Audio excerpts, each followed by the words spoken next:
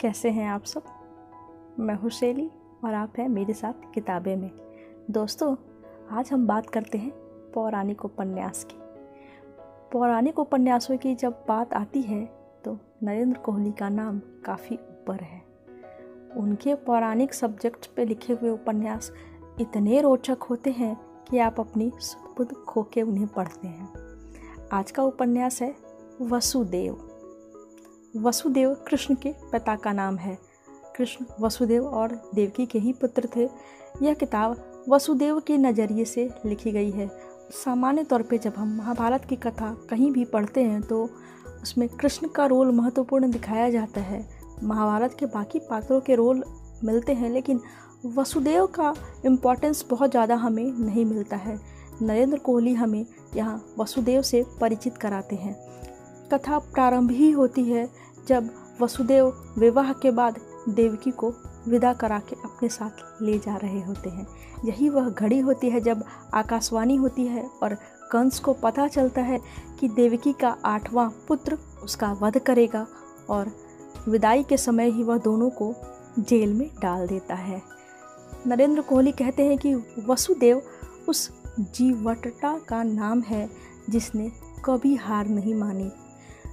Jail में रहते हुए अपने 6 पुत्रों की हत्या होते देखी, लेकिन न उम्मीद का दामन छोड़ा न साहस छोड़ा।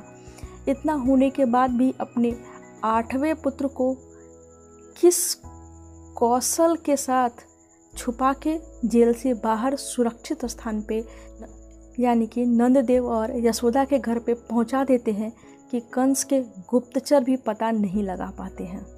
जेल की गंभीर यातनाएं भी वसुदेव को स्वतंत्र चेतना से अलग नहीं कर पाती है। वसुदेव का विश्वास ही रहता है कि मुझे इस कैद से बाहर आना है। पुत्र को सुरक्षित छोड़ने के बाद भी वसुदेव का न साहस कम होता है न ही उनका इंतज़ार खत्म होता है। उन्हें पूरा यकीन होता है कि उनका पुत्र एक न एक दिन आके उन्हें छुड़ा के ले जाएगा। नरेंद्र कोहली का कहना है कि जो यातनाएं और जिस तरीके से ये यातनाएं वसुदेव ने सही, इतिहास में आज तक किसी अन्य पुरुष ने, किसी अन्य कपल ने कभी नहीं सही है।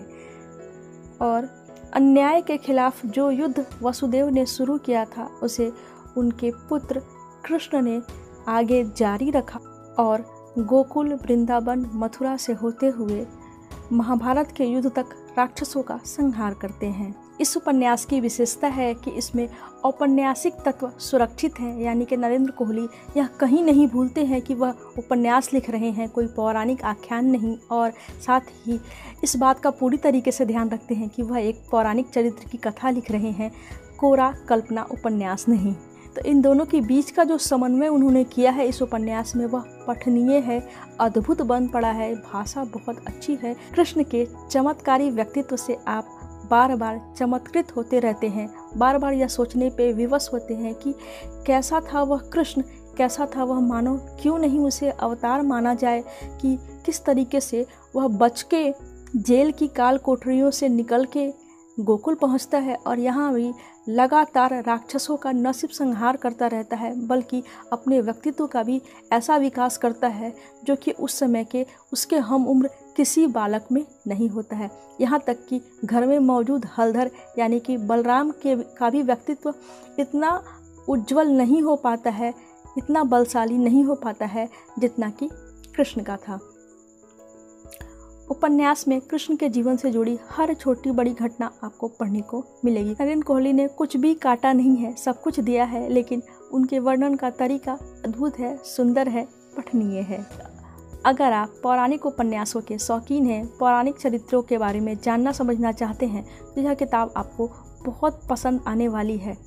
दोस्तों, वीडियो पसंद आई हो तो इसे लाइक करें, चैनल को सब्सक्राइब कर लें, साथ ही बेल आइकन को भी प्रेस करना बिल्कुल न भूलें। Thank you. कृष्ण के चरित्र को उन्होंने लगभग एक भगवान के तरीके से ही दिखाया है, लेकिन कृष्ण की मनोहर बाल लीलाएँ तो यहाँ पढ़ने को मिलती ही हैं। इसके अलावा उनकी नीति कुशलता, प्रेम और युद्ध कौशल भी पढ़ने को मिल जाता है। उपन्यास में कृष्ण के चरित्र का जो विकास दिखाया गया है वह आपको सोचने पे विवश करता है कि हाँ, कैसे वह नन्हा सा बालक जो छोटे से गांव में था, उसने इतना सब कुछ कैसे सीखा। गुरुकुल तो वह बहुत बाद में गया था और बहुत कम समय के लिए गया था।